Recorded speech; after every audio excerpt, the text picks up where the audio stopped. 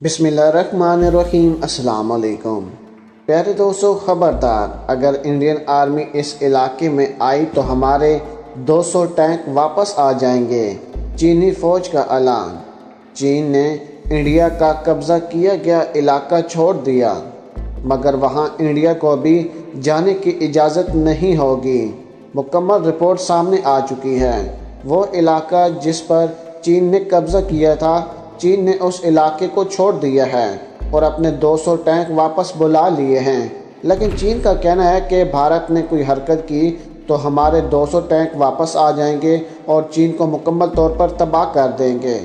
दूसरी तरफ हम आपको बताते चलें कि भारतीय आर्मी चीफ और मोदी के दरमियान बगावतें शुरू हो चुकी हैं, क्योंकि हम पहले भी आपको बता चुके हैं कि भारतीय आर्मी के अंदर दो तरह के ग्रुप हैं। एक नरवाने का ग्रुप है तो एक मोदी सरकार का ग्रुप है। आज की वीडियो में मुकम्मल रिपोर्ट आपको बताएंगे कि असल हक़ाइक़ क्या हैं। लेकिन वीडियो को आगे बढ़ाने से पहले हमारी गुजारिश है कि जिन अहबाब ने अभी तक हमारे चैनल को सब्सक्राइब नहीं किया, वो सबसे पहले हमारे चैनल को सब्सक्राइब कर दें और साथ में जुड़ी बेल आइकन को भी दबा दें, ताकि न्यूज़ से रिलेटेड जब भी हम कोई वीडियो अपलोड करें वो सबसे पहले आप अहबाब को मिल सके। सबसे पहले तो हम आपको बताते चलें कि ग्लोबल टाइम की एक रिपोर्ट के मुताबिक चीन ने इंडिया के LAC के जिस इलाके पर कब्ज़ा किया था वहां से पीछे हट गया है। मगर हैरानी की बात यह है कि इस इलाके में इंडियन आर्मी को भी कदम रखने की इजाज़त नहीं है। चीनी फ़ौज ने इंडिया को खबरदार करते हुए कहा कि हमने अपने 200 टैंक्स वापस अपनी सरहद पर बुला लिए हैं, लेकिन अगर आपकी तरफ से कोई भी शख्स इस इलाके में आया तो जिस तेज़ी के साथ हमारे टैंक्स वापस गए हैं उससे भी कहीं ज़्यादा सरहद के साथ हमारे टैंक्स वापस आ जाएंगे और आपको इस खित्ते से ख़त्म कर देंगे।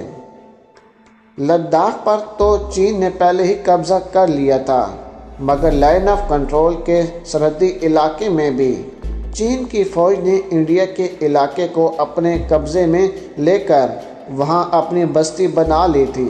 मगर अब कुछ फ़ौजी मुआहदे होने के बाद से चीनी अफवाज वापस चली गई हैं।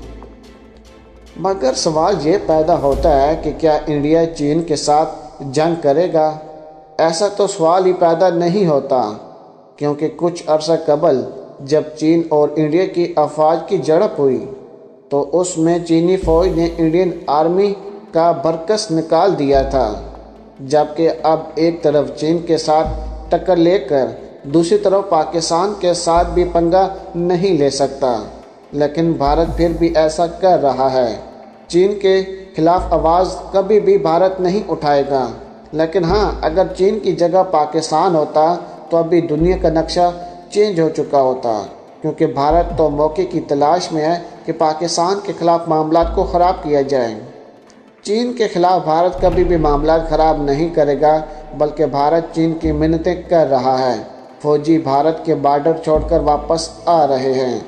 राजनाथ सिंह ने अपने हाथों को खड़ा कर दिया, पार्लियामेंट में अपने हाथ खड़े किए और कहा कि हम ये जंग हार गए हैं, हम ये जंग हार गए हैं और हम इस चीज़ को तस्लीम करते हैं। यही बात है कि अब काफ़ी अरसे से मोदी और उसके फ़ौजी भीगी बिल्ली बनकर बैठे हुए हैं और किसी को भी जंग की दावत नहीं दे रहे। इंडिया की बुज़दिली की बात तो यहाँ तक भी पहुँच गई है कि म्यांमार में मार्शल लॉ नाफज करने के बाद जब सारी दुनिया उसकी मुखालफत कर रही और सिविल सरपसी की बात कर रही, तो ऐसे में भारत ने म्यांमार की फ़ौज की तरफ से लगाए गए मार्शल लॉ के ख़िलाफ़ एक जुमला भी नहीं कहा। उसकी वजह यह है कि उनमें इतनी जुर्रत ही नहीं है, क्योंकि अगर इंडिया ने फ़ौजी हुकूमत की मुखालफत की तो इंडिया के म्यांमार में मुखालफत इलाकों पर भी ऐसा कब्ज़ा हो जाएगा जिसे चीन ने अपने सरहदी इलाकों पर कब्ज़ा किया था, कि अब वहाँ चीन का कब्ज़ा भी नहीं है और इंडिया को जाने की इजाज़त भी नहीं है। लेकिन अगर इंडिया वहाँ जाने की हरकत करता है तो चीन के जो 200 टैंक्स हैं वो वापस आ जाएंगे। چین نے کہا تھا کہ ہم نے وہاں پر گھر تعمیر کر لیے تھے، ہم آہستہ آہستہ کر کے اس علاقے پر قبضہ کر رہے تھے، لیکن فوجی معاملات کو نظر میں رکھتے ہوئے ہم نے اپنے ٹینکس واپس بلا لیے ہیں، لیکن ہمیں 1 منٹ بھی نہیں لگے گا ان ٹینکس کو اس جگہ پر لے جانے کے لیے، اور بھارت ہمارا کچھ بھی نہیں کر پائے گا۔ یاد رہے کہ بھارت اور چین کے درمیان فوجی معاملات طے ہو چکے ہیں، اب آہستہ آہستہ کر کے چین وہ علاقے خالی کرے گا، لیکن بھارت کو یہ بتا دیا گیا ہے کہ ہم ایک نقشہ جاری کرنے والے ہیں، اس نقشے کے دوران ہم تمام تر علاقے آپ کو بتائیں گے کہ یہ علاقے ہمارے ہیں، آپ نے خاموشی سے ان علاقوں کو خالی کر لینا ہے۔ اگر بھارت پھر بھی کوئی حرکت کرے گا یا بھارت کی طرف سے ایک فوجی بھی ہمارے علاقے کے اندر قدم رکھتا ہے تو ہم وہ تمام تر باتیں بھول جائیں گے جو فوجی معاملات میں حل ہوئی تھیں۔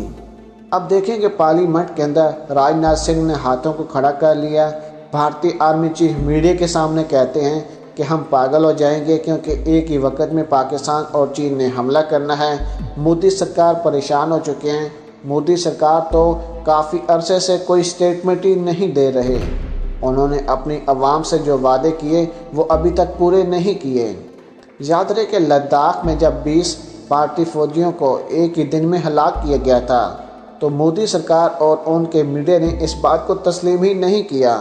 پھر چین نے سیٹلائٹ کے ذریعے سے وہ تمام تر فوٹیج اور ویڈیو جاری کی تو پھر بھارتی میڈیا اور مودی سرکار مجبور ہو گئے۔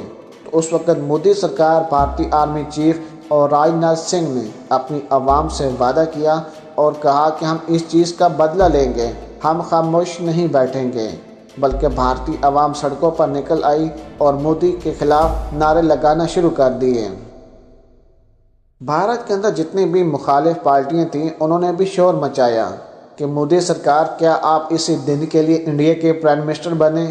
آپ تو انڈیا کے پرائم منسٹر بننے کے لیے اپنے ہی فوجیوں کا قتل عام کر چکے ہیں۔ پلوامہ میں جو حملہ ہوا تھا پوری دنیا جانتی ہے، اس کے پیچھے مودی کا ہاتھ نکلا، کیونکہ بھارتی فوجیوں نے لائیو آ کر میڈیا پر سٹیٹمنٹ دی اور کہا کہ چیک پوسٹ سے فوجیوں کو ہٹایا گیا تھا اور اس کے پیچھے مودی سرکار کا ہی ہاتھ ہے۔ مودی سرکار کو کوئی فرق نہیں پڑتا کہ ان کے آرمی کے جو اہلکار ہیں وہ ہلاک ہو رہے ہیں کہ نہیں، وہ خود پرائم منسٹر بننے کے لیے 40 سے 45 بھارتی فوجیوں کو ہلاک کر کے ہی آئے ہیں۔ پیارے دوستو، اگر آج کی ویڈیو آپ کو ہماری پسند آئی ہو تو ویڈیو کو لائک کر دیں، شیئر کر دیں، اور پاک آرمی اور عمران خان صاحب کے حق میں ایک نعرہ کمنٹس میں ضرور لگا دیجیے گا۔ پاکستان زندہ باد۔